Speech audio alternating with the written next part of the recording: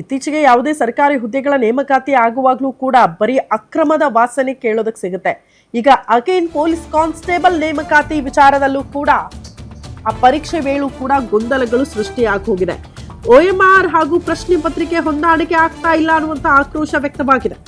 ತಿಕೋಟಾ ಪಟ್ಟಣದ ಶಾರದಾಂಬಾ PU ಕಾಲೇಜಿನಲ್ಲಿ ಆಗಿರುವ ಘಟನೆ ಇದು.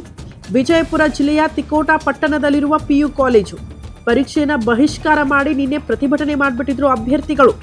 ವಿದ್ಯಾರ್ಥಿಗಳ ಆಕ್ರೋಶಕ್ಕೆ ಪರೀಕ್ಷಾ ಪ್ರಾಧಿಕಾರದಿಂದಲೇ ಸ್ಪಷ್ಟೀಕರಣ ಸಿಕ್ಕಿದ್ದು, ಪ್ರಶ್ನೆ ಪತ್ರಿಕೆ ಹಾಗೂ OMR ಸಂಖ್ಯೆ ಒಂದೇ ಇರಬೇಕು ಅಂತ ಏನಿಲ್ಲ, ಎರಡೂ ಸಂಖ್ಯೆ ಒಂದೇ ಇರಬೇಕು ಅಂತ ಕೂಡ ತಿಳಿಸಿಲ್ಲ.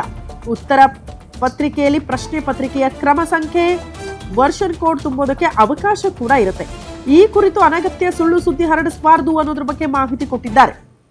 ಸುಮ್ಮನೆ ಗೊಂದಲಕ್ಕೀಡಾಗಬೇಡಿ, ಒಂದೇ ರೀತಿಯ ಸಂಖ್ಯೆ ಇರಬೇಕು ಅನ್ನುವಂಥ ರೂಲ್ಸ್ ಏನೂ ಇಲ್ಲ, ಹಾಗಾಗಿ ಯಾರು ಕೂಡ ಆತಂಕಗೊಳ್ಳಬೇಡಿ ಅನ್ನೋದ್ರ ಬಗ್ಗೆ ಇಲ್ಲಿ ಒಂದು ಸ್ಪಷ್ಟೀಕರಣ ಸಿಗ್ತಾ ಇದೆ.